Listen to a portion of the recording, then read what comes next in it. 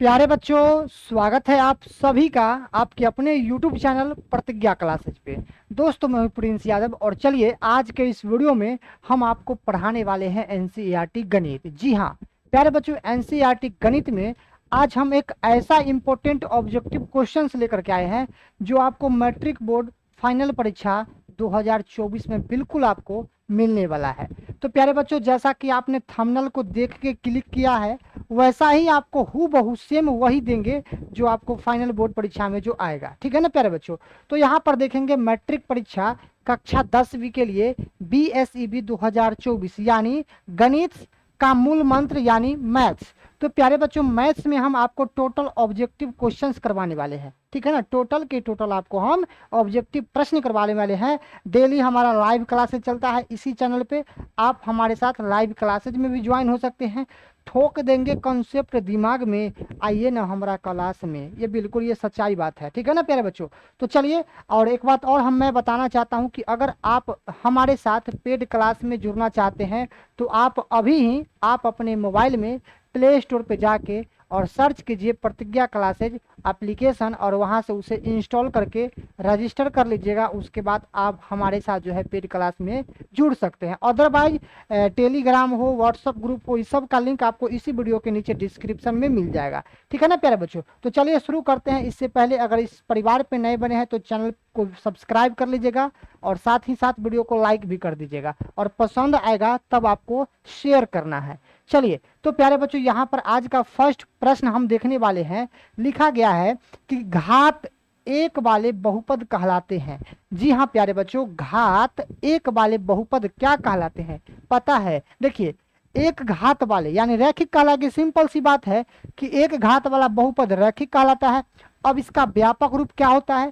तो प्यारे बच्चों, रैखिक बहुपद का व्यापक रूप होता है AX प्लस B होता है। ये होता है रैखिक बहुपद का व्यापक रूप होता है। प्यारे बच्चों, मैं बात करूं आपसे द्विघात बहुपद का व्यापक रूप, तो बोलिएगा सर होता है AX स्क्वायर प्लस BX और प्लस में क्या होता है सर C होता है। ये होता है द्विघात बहुपद का व्यापक रूप होता है। और मैं बात करूं सर त्रिघात बहुपद का व्यापक रूप क्या होगा, तो आप बोलिएगा सर होता है AX cube plus BX square और प्लस में होता है CX और प्लस में होता है D। ये होता है आपका त्रिघात बहुपद का व्यापक रूप। तो ये तीनों का तीनों आपका हूबहू व्यापक है। ये है रैखिक का, ये है द्विघात का, ये है त्रिघात का। जिसके घात में एक लगा हुआ रहता है उसको हम बोलते हैं रैखिक बहुपद या एक घातीय बहुपद, और जिसके घात में दो लगा हुआ रहता है उसको द्विघात बहुपद, और जिसके घात में तीन लगा रहता है उसको त्रिघात बहुपद। तो हम लोग सिंपल सी बात समझेंगे कि घात कितने प्रकार के होते हैं।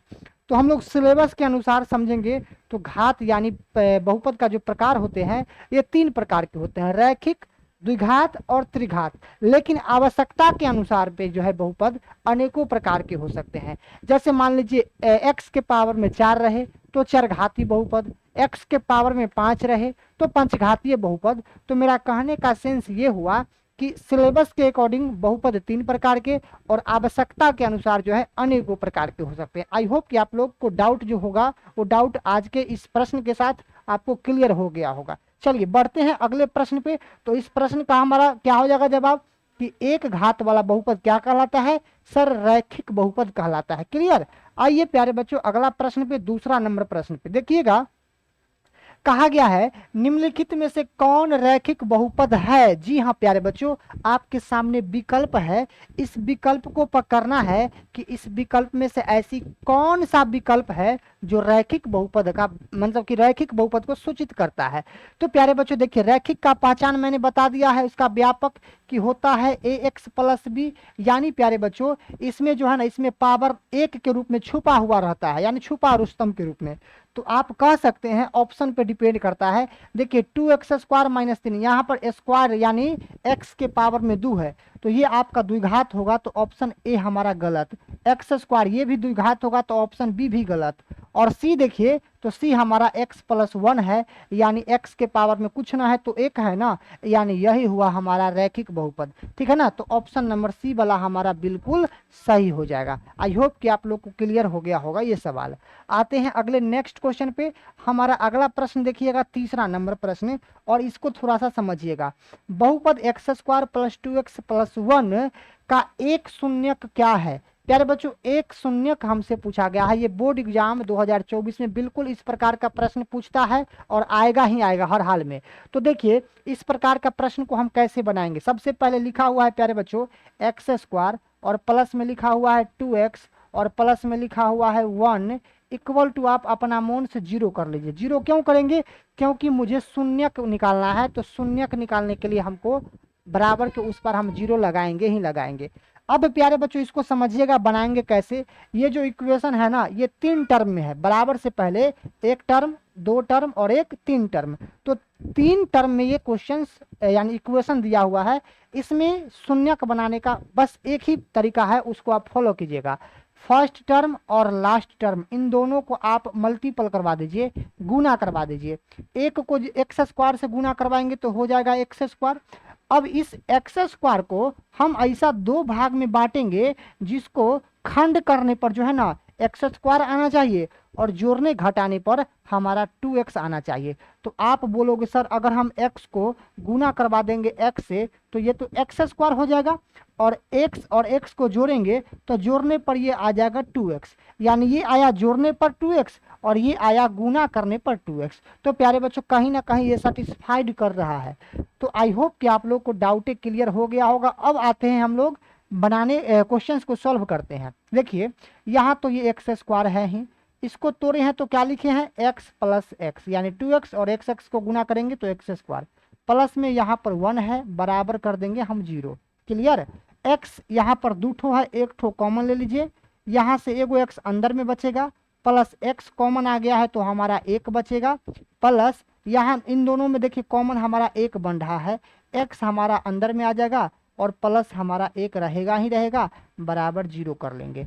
प्यारे बच्चों ये आपका शून्यक रेडी हो रहा है। क्लियर? अब देखिएगा ब्रैकेट में जो बंद रहता है उस ब्रैकेट में बंद वाले को हम बोलते हैं इनर, और ब्रैकेट से पहले यानी ब्रैकेट के जो बाहर में रहता है उसको बोलते हैं क्या? आउटर। तो हम आउटर को यानी बाहर वाला को एक बार लिखेंगे, और अंदर वाला दोनों सेम है तो दोनों में से कोई एक को उतार लेंगे, यानी ज्यों का त्यों लिख लेंगे। क्लियर? चलिए, तो बाहर में x है और यहाँ पर बाहर में कितना है? +1 है।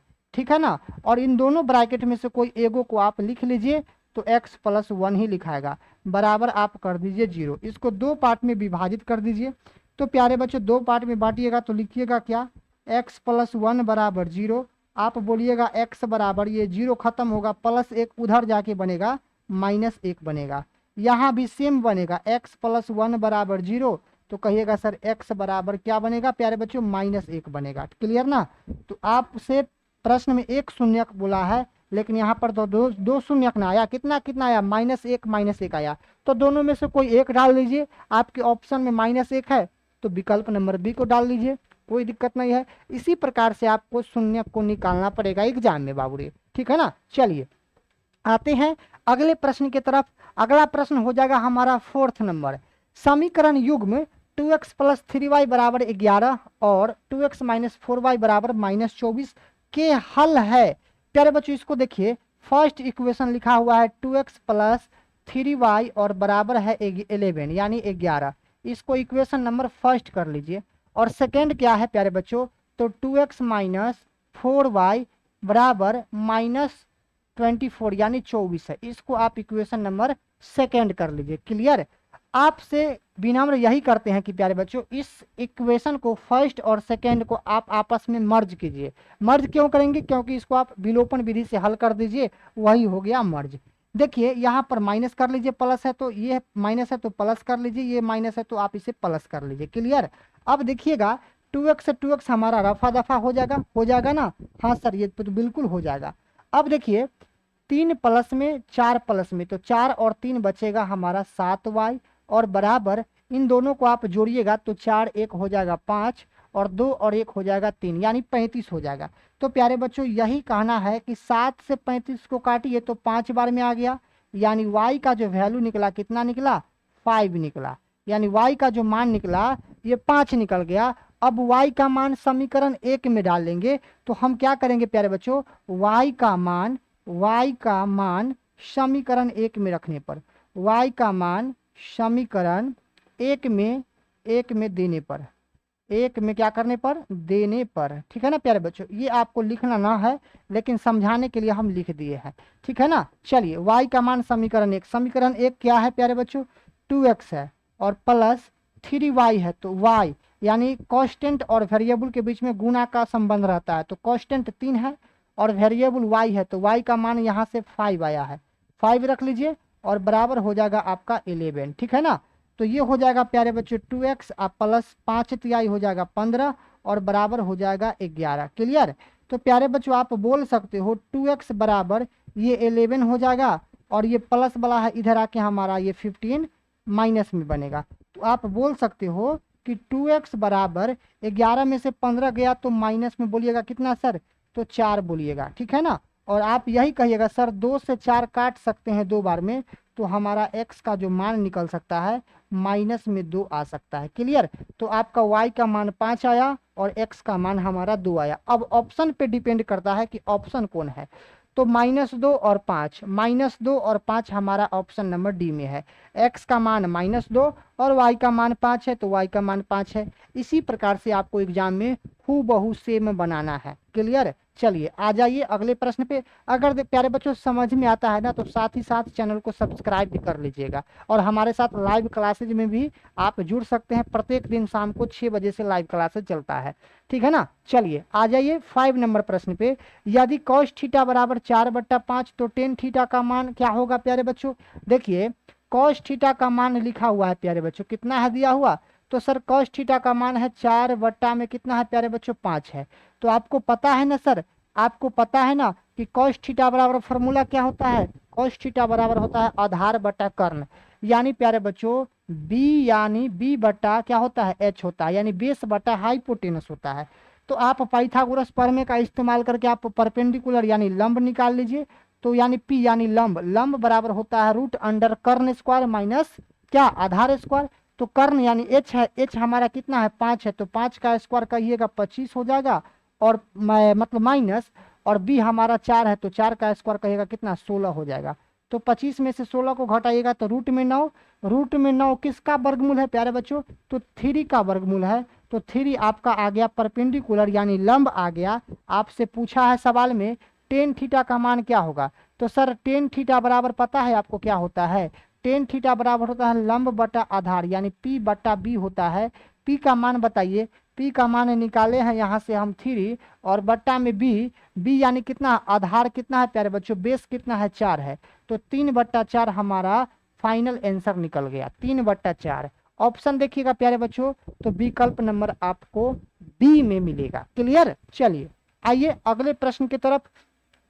अगला क्वेश्चन देखिएगा प्यारे बच्चों, तो यहाँ पर 6 नंबर है कि 9 sin square theta plus 9 cos square theta बराबर क्या होता है। प्यारे बच्चों आप एक बार ये समझिए कि एक फॉर्मूला है sin स्क्वायर थीटा अब प्लस में होता है cos स्क्वायर थीटा बराबर क्या होता है प्यारे बच्चों, 1 होता है, क्लियर। तो प्यारे बच्चों इतना बराबर हम लोग को पता है, इतना बराबर हम लोग को पता है कि क्या होता है, 1 होता है। तो यहाँ पर लिखा हुआ है 9 sin square theta plus 9 cos square theta. तो हम ऐसा करते हैं ना, इन दोनों को 9 को कॉमन ले लेते हैं तो कॉमन बनेगा और अंदर में बचेगा sin square theta plus cos square theta, यानी इतना बचेगा। तो इतना बराबर क्या होता है, 1 होता है, तो अंदर में हो जाएगा 1। अब 9 को एक बार गुना करवा देंगे तो होगा 9, यानी हमारा फाइनल जवाब हो जाएगा ऑप्शन नंबर ए वाला, क्लियर। जब इस प्रकार के डायरेक्ट और क्वेश्चन मिलेगा बोर्ड में तो आप देखिएगा पहले यानी गुणांक में कितना लिखा हुआ है वही आप आंख मूंद कर ऑप्शन को खोज लीजिएगा। जैसे एग्जाम्पल अगर मान लीजिए यहाँ पर 9 न रह के यहाँ पर रहता 8, यहाँ पर 9 न लिख करके यहाँ पर रहता 8, तो आप ऑप्शन बी को खोज लेते, ठीक है ना। इस प्रकार से आप बना सकते हैं। चलिए आइए अगले प्रश्न पे 7वां नंबर प्रश्न को देखिए। लिखा है 2 sin 58 डिग्री बट्टा कॉस 72 डिग्री का मान क्या होगा प्यारे बच्चों? 1 होगा। जब भी इस टाइप का प्रश्न आए आप आंख मूंद करके 1 में मार ला। अब कैसे मारोगे, अब क्यों मारोगे, इसको प्रूफ किया जाए तो प्यारे बच्चों जी हाँ प्रूफ बिल्कुल होगा। देखिए यहाँ साइन के गुणांक में कांस्टेंट कितना है? 2 है, तो 2 को हमें रहने देना है। और साइन 58 डिग्री, तो प्यारे बच्चों यहाँ पर देखिए साइन 90 माइनस 90 में से कितना को घटाऊं कि 58 पूरेगा? तो कहिएगा सर 32 घटा लीजिए। तो आप कहिएगा सर 32 डिग्री घटा लीजिए। इसके बट्टा में कॉस 32 है तो आप इसे कॉस 32 ही रहने दीजिए, कॉस 32 ही रहने दीजिए। अब प्यारे बच्चों कहिएगा ये तो गुणांक में ना है, गुना में ना है, तो साइन 90 माइनस थीटा क्या होता है प्यारे बच्चों? एक सूत्र होता है कि साइन 90 माइनस थीटा बराबर क्या होता है प्यारे बच्चों? कॉस थीटा होता है। क्लियर? होता है कि नहीं होता है कॉस थीटा? हाँ सर होता है कॉस थीटा, कॉस थीटा होता है। तो इतना बराबर तो आपको पता हो गया कि कॉस थीटा होगा, यानी 2 तो पहले से है ही, पहले से 2 है ही, और sine 90 minus theta cos theta, तो आप लिख लीजिएगा कॉस और थीटा के जगह पर 32 यानी 32 डिग्री, और इसके बट्टा में कॉस 32 तो पहले से दिया हुआ है ही, तो आप इसको रख लीजिएगा कॉस 32 डिग्री। अब कहिएगा सर कॉस 32 से कॉस 32 कटेगा तो यहाँ पर 2 बचेगा गुणांक में, यानी हमारा आंसर तो यही मिला ना 2। तो आपका ऑप्शन नंबर कहाँ जाएगा? ऑप्शन देखो 1 नहीं होगा, यहाँ पर 1 ना होता, क्यों? यहाँ पर 2 लिखेंगे, क्यों पता है? क्योंकि यहाँ पर गुणांक में जो 2 है ये गुणांक में 2 है। अगर ये 2 न रहता, 2 न रहता, 2 अगर न रहता, सपोज कीजिए कि आपको अगर ये 2 न रहता, डायरेक्ट रहता इस टाइप का प्रश्न, तो आप 1 मारते। लेकिन प्यारे बच्चों यहाँ पर गुणांक में 2 मारा है, इसीलिए हम इतना बराबर तो जान गए कि 1 होगा, और एक को 2 से गुना करेंगे तो 2 ही होगा, यानी आपका ऑप्शन नंबर डी बिल्कुल करेक्ट जवाब है। क्लियर? चलिए आ जाइए प्यारे बच्चों अगले प्रश्न पे आ जाइए। देखिएगा यहाँ पर 8वां नंबर प्रश्न, समांतर श्रेणी के प्रथम 2 पद 5 है और 9 है, तो श्रेणी का 13वां पद क्या होगा? प्यारे बच्चों आपको पता है किसी अर्थमेटिक प्रोग्रेशन का, किसी समांतर श्रेणी का प्रथम 2 पद पता है, कौन कौन है? तो पहला पद 5 है और दूसरा पद 9 है, ये समांतर श्रेणी है। तो इसमें प्रथम पद यानी ए का वैल्यू कितना हो जाएगा प्यारे बच्चों? 5 हो जाएगा। सार्व अंतर डी कितना हो जाएगा? 9 में से 5 घटाइएगा तो 4 होगा।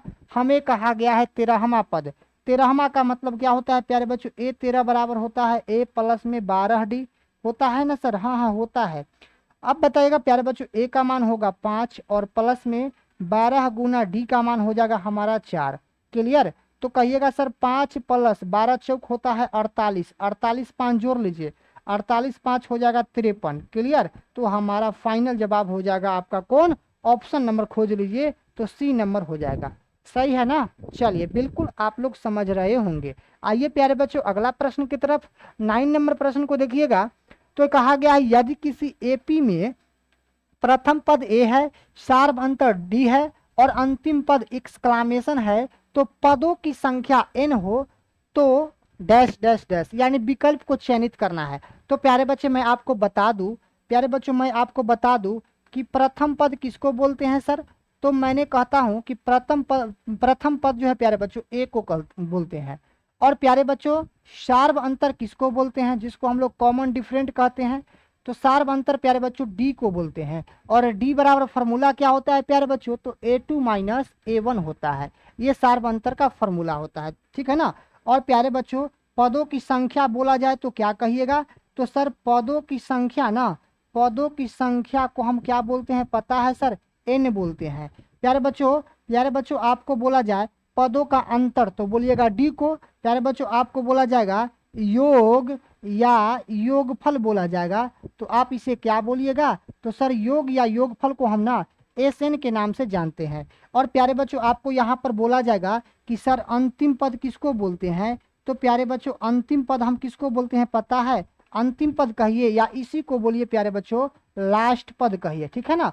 तो अंतिम बोलिए या लास्ट बोलिए, आप कहिएगा सर ये तो एन को बोलते हैं, कभी कभी एल को भी बोलते हैं और कभी कभी हम TN को भी बोलते हैं। तो ये तीनों नाम से विख्यात है, अंतिम पद या लास्ट पद। क्लियर? तो आई होप कि आप लोग को यहाँ पर लगभग जो है ढेर सारा कंसेप्ट को हम क्लियर कर दिए।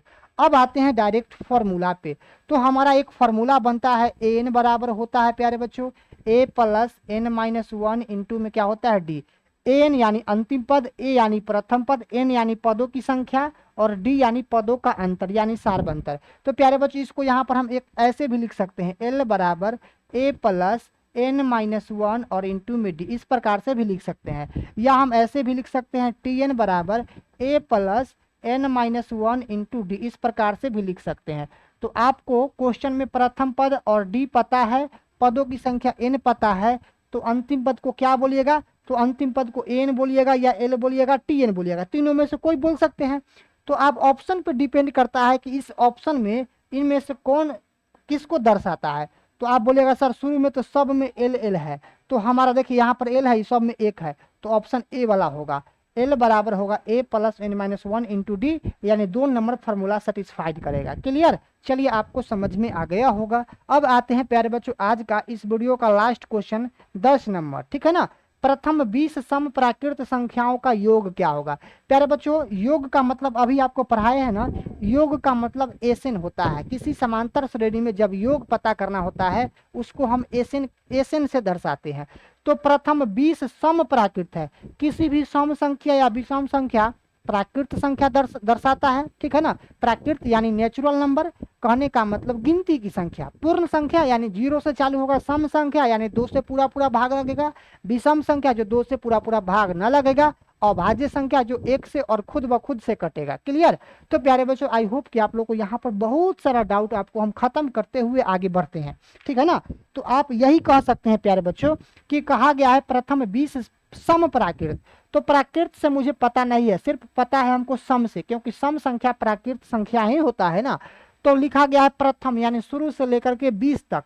तो आप बोलिएगा सर 1 होगा और क्या होगा 2 होगा और 3 होगा, इस प्रकार से आपका ये जाएगा कहाँ तक प्यारे बच्चों, ये आपका जाएगा 20 तक जाएगा। क्लियर ना।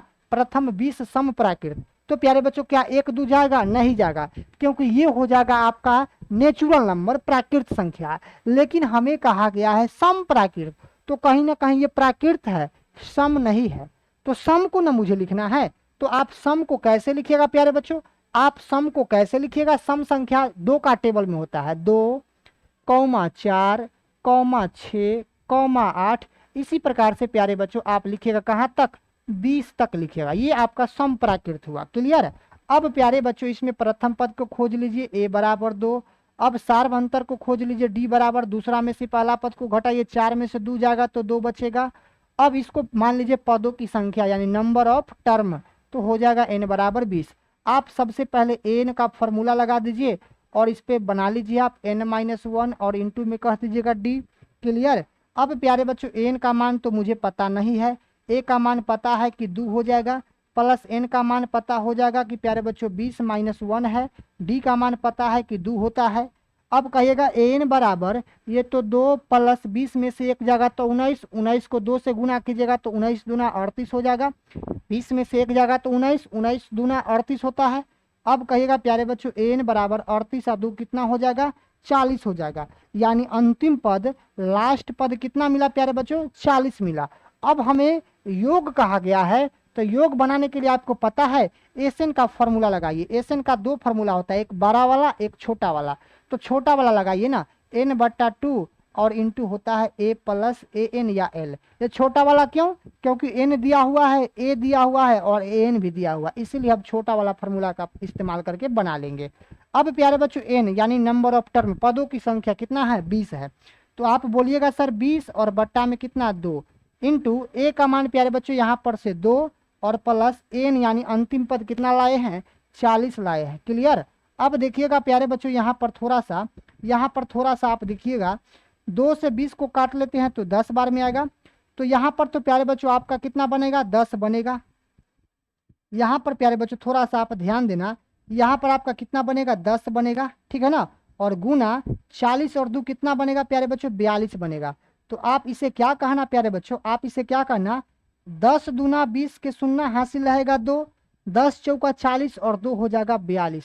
यानी प्यारे बच्चों कहीं ना कहीं देखा जाए तो हमारा योग निकल गया 420, एसन निकल गया 420, हमारा ऑप्शन नंबर डी में मिल जाएगा प्यारे बच्चों। क्लियर हो गया ना। तो आज के इस वीडियो में आपको हम टोटल प्रश्न 10 बताए हैं। इस 10 प्रश्न जो था 10 टाइप का था, 10 चैप्टर से लिया गया था। तो लगता है मुझे कि आपको कहीं ना कहीं कुछ ना कुछ तो सीख मिला ही मिला है, ठीक है ना। तो चलिए, यह वीडियो कैसा लगा एक बार आप अपना अपना स्कोरिंग नीचे कमेंट बॉक्स में जरूर बताना, और यह वीडियो कैसा लगा है आप लोग एक बार अपना अपना फीडबैक देना, ताकि हम समझ पाएंगे कि मेरे बच्चे जो है मेरा वीडियो को इतना फॉलो कर रहा है। क्लियर। तो प्यारे बच्चों, कहीं ना कहीं हम आप लोग के लिए बहुत लगातार जो है ना हुरू हो रहे हैं। इसका कारण क्या है कि मैं चाहता हूं कि ज्ञान ही जब बांटना है ना, तो थोड़ा सा विख्यात रूप में बांटा जाए, ताकि लोग चर्चित हो, लोग पहचाने, फेस वैल्यू बने। क्लियर। तो प्यारे बच्चों, चलिए आज के इस वीडियो को हम यहीं तक पॉज करेंगे, और फिर आने वाले हम लोग अगले वीडियो में जस्ट कुछ ही देर के बाद हम लोग का लाइव क्लासेज मिलेगा शाम को 6 बजे में। तो आप लोग 6 बजे बिल्कुल जुड़िएगा, और हमारे साथ पेड क्लास में भी आप ज्वाइन होना चाहते हैं तो आप अपने अपने मोबाइल में प्ले स्टोर होगा, प्ले स्टोर पे जाइए, क्लिक कीजिए और उस पर सर्च कीजिएगा प्रतिज्ञा क्लासेज ऐप। हमारा एप्लीकेशन आएगा, उसको डाउनलोड करके रजिस्टर कर लीजिएगा, और रजिस्टर करने के बाद आप उस पर कोर्स को परचेज कर सकते हैं प्यारे बच्चों, ठीक है ना। तो चलिए, और एक बात और मैं कहना चाहता हूँ कि इस परिवार को थोड़ा सा आप लोग चैनल को सब्सक्राइब कीजिए, वीडियो को लाइक कीजिए। फिर मिलते हैं हम लोग कुछ ही देर के बाद अगले वीडियो में, तब तक के लिए सभी बच्चों को जय हिंद।